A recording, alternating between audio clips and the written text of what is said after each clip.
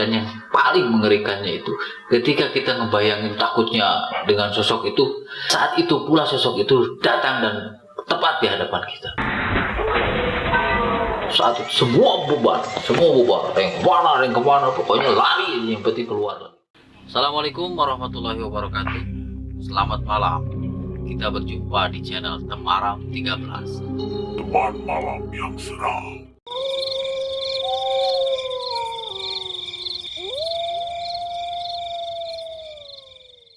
Kali ini kita akan berbagi kisah yang cukup menarik untuk diangkat.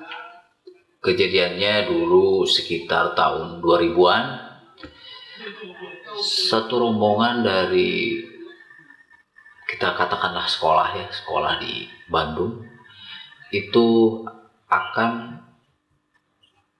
pergi ke satu desa di Cianjur. Saat itu saya lupa tanggalnya. Jadi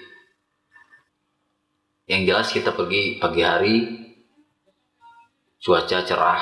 Saat itu kita pergi rombongan ada sekitar 4 mobil. Satu mobil isinya kurang lebih 7 sampai ada yang 9, ada yang 8. Kita berangkat dari Bandung pukul 9 pagi jalan. Dalam perjalanan kita lancar-lancar saja, tidak ada kejadian yang aneh-aneh karena memang itu siang. Ya, jadi sampai ke tujuan itu di Cianjur kota sekitar jam, lupa lah, pokoknya kita sampai di Cianjur. Dari situ kita masuk ke Cianjur rada hutan. Dari situ kita dan kawan-kawan itu ada pementasan di satu kampung. Kita akan pentas dijadwalkan sekitar jam 7 lah atau selepas Isya. Tidak ada yang aneh di situ. Tidak ada yang aneh, kita pentas dari situ, orang banyak, dan selesai pentas kita berkemas, kita langsung turun ke desa berikutnya.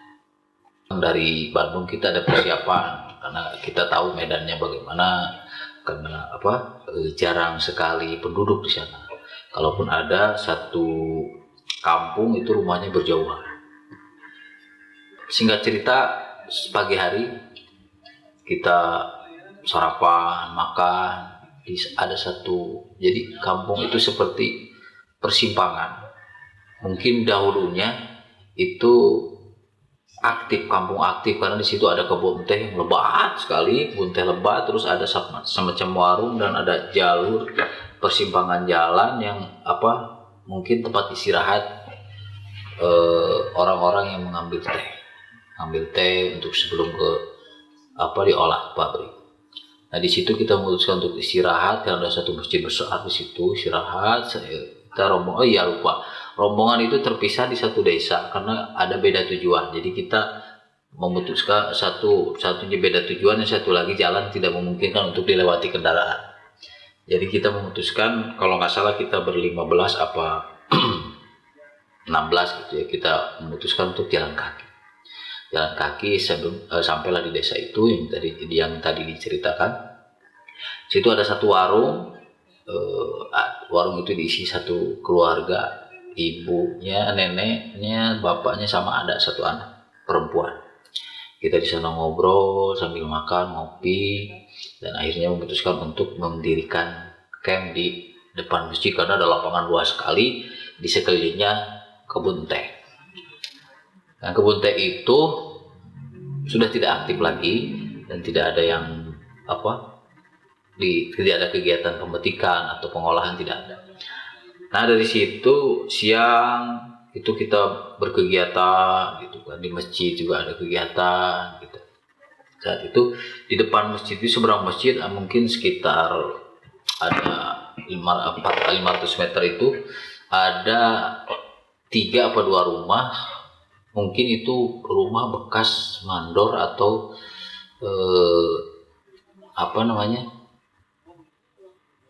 orang-orang yang memang berkegiatan di kebun teh itu saat waktu aktif dulu. Singkat cerita, malam tiba. Ketika malam itu kita ngobrol sama punya warung juga bercerita bahwa di sini jarang sekali orang lewat kalau malam. Adapun tukang ojek ya hanya sesekali lah lewat. Sekali lewat, dan memang di daerah itu, di wilayah itu hanya warung itu, adapun rumah pemukiman agak jauh sekali, mungkin 500 sampai 1 kilo lah, 1 kilometer itu baru ketemu rumah lagi. Yang jelas masjid itu kalau maghrib masih ramai, kalau isya sudah sepi. Jadi, nah saat itu mungkin sekitar pukul 8 lah, selepas isya itu sudah sepi sekali. Yang terdengar itu hanya suara ya binatang-binatang kecil kayak jangkrik, terus suara binatang-binatang khas di pemukiman yang jarang penduduk. Nah, singkat cerita, si yang punya warung itu ngobrol kalau di sini itu jangan begini, jangan begitu, jangan begini, banyak lah yang dikasih tahu ke kita karena kita pendatang baru. Alhasil ya kita memutuskan camp sana, tidur sekitar jam 9. Karena hujan, kita memutuskan untuk meminjam rumah yang ada di seberang masjid itu. Rumah itu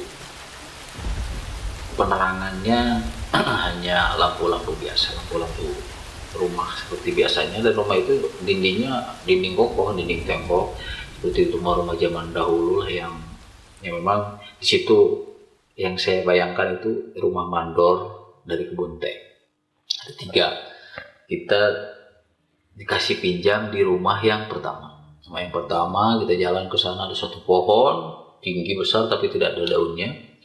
Kita masuk ke sana, kita bebenah, kita sapu-sapu karena memang rumah itu mungkin tidak pernah dihuni. Ya kan? Kita beres-beres dan kita memutuskan untuk istirahat di situ sambil menunggu pagi. Kita di situ.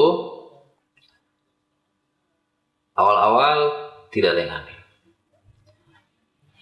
Lama-lama 2 jam setelah kita masuk di situ, mungkin kalau nggak salah 2 jam, itu mulai terdengar suara yang rame gemuruh, kayak suara panci, kater, terus ada orang yang dorong-dorong kursi, gitu kan. Tapi samar-samar, tidak terlalu jelas. Karena kita banyakan ya kita cuek aja, kita ngobrol pura-pura tidak tahu lah, pura-pura tidak tahu. Terus untuk memalingkan rasa takut itu ya kita ngobrolnya agak kenceng gitu, ketawa-ketawa, walaupun akhirnya kita juga kalau itu memang suara di luar kita. Lama-lama di dalam kita ada 3 kamar. Jadi di 3 kamar itu semua memutuskan untuk masuk ke 1 kamar karena mungkin ada yang aneh-aneh gitulah. Ya maklumnya di tengah-tengah hutan atau pegunungan, terus penduduknya juga jarang, jauh-jauh, gelap juga. Terus rumah itu juga rumah yang memang sudah tidak dihuni. Ya bisa dibayangkan itu kebun teh mungkin dari entah berapa tahun yang lalu, entah berapa puluh tahun yang lalu sudah ditinggalkan, sudah tidak aktif, dan rumah-rumah itu mungkin sudah tidak dihuni lagi oleh manusia. Singkat cerita itu suara makin gemuruh, makin belendrung dari arah mana, dari segala arah. Akhirnya kita juga tidak bisa tidur semuanya. Tidak bisa tidur. Maklum anak-anak dulu kita masih SMA lah, masih SMA kelas 2 apa kelas 3, kelas 2 kalau nggak salah. Itu jadi kita tidak punya pegangan. Yang pegangan kita hanya berdoa, tapi tetap doa, karena doanya mungkin kurang khusyuk, kurang itu semua masih terdengar. Akhirnya kita memutuskan untuk tidak tidur, mau keluar juga kita takut karena gelap banget itu penerangan, pokoknya kurang sekali. Untuk menuju ke masjid aja, masjid itu sudah hampir tidak kelihatan, hanya di menaranya saja, karena menaranya terbuat dari seng. Masjid itu warna hijau dan sengnya itu agak sudah mulai karatan, jadi tidak terlalu kelihatan. Singkat cerita itu suara makin banyak, makin ramai, makin suasana itu makin tidak enak, makin ya pokoknya aneh lah. Lama-lama karena kita greget juga, akhirnya salah satu dari kita memutuskan untuk ke pintu depan keluar. Nah, saat di pintu depan ini, belum juga sampai ke pintu depan, ada satu sosok yang memang di luar rombongan kita. Sosok itu saya juga nggak kurang jelas sosok apa, yang jelas itu menakutkan dan tapi tidak mengganggu, hanya diam saja. Namun ya karena kita takut dan sudah super takut di situ, kita merasa terganggu dan kita loncat, hampir keluar semua dari situ, kita lari sejadi-jadinya lari kita. Kemudian sesampainya di tengah lapang yang menuju masjid, itu kita bingung mau kemana. Nah, kan mau ngetok warung juga sudah malam, takut mengganggu. Mau ke masjid juga masih ada beberapa meter lagi, mau balik lagi juga takut. Nah, di lapangan gitu kita berkumpul sambil ya nggak jelas, kita nggak karu-karuan, perasaan sudah di mana nggak jelas lah. Kita saat itu pokoknya pengennya langsung pagi aja gitu dan langsung pergi gitu. Tapi suasana itu semakin menyeramkan, semakin tidak karuan. Justru semakin kita keluar dari rumah itu, perasaan kita semakin nampak semuanya, tapi tidak terlihat. Yang cuman perasaan gimana sih orang-orang yang dikelilingi, ya perasaan begitulah, perasaan dikelilingi gitu. Akhirnya dengan super nekat kita memutuskan untuk balik lagi ke rumah itu sambil lari. Dan ya ceritanya kita mau ambil tas, kita mau masuk masjid, langsung nggak keluar lagi dari sana. Tapi justru kita di situ kembali mendengar suara-suara yang justru kali ini suaranya semakin kerasa, dan sosok itu hilang, berganti sosok lainnya. Tuh, merinding. Besok yang lainnya ini lebih dekat lagi, mereka ada di depan kamar-kamar kita yang 3 kamar itu. Bisa dibayangkan bagaimana mengerikannya, karena kita saat itu anak-anak SMA yang memang taunya main, taunya apa, tiba-tiba kita dihadapkan dengan situasi seperti itu dan sosoknya ada pula. Itu pengalaman pertama mungkin kita saat itu.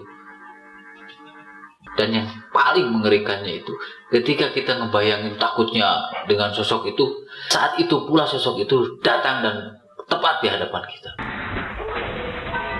Saat itu semua bubar, yang kemana, pokoknya lari, yang penting keluar lagi.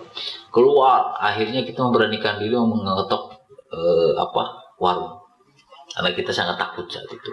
Tok warung dibuka, kita senangnya minta ampun, alhamdulillah kita masuk semua ke situ. Padahal warung itu sempit, yang penting kita bisa berlindung saat itu. Masuk ke sana, kita nggak mau cerita ke tukang warung, atau mau cerita karena takut, sangat takut. Kita minta minum dan diam. Kita putuskan untuk tidur. Nggak bisa tidur juga dimerem-meremin, pokoknya dimerem-merem ayam. Dan itu semuanya mengalami, semuanya mendengar. Dan di rumah itu juga, di warung itu juga masih terngiang suaranya, terus sosoknya masih kebayang-bayang.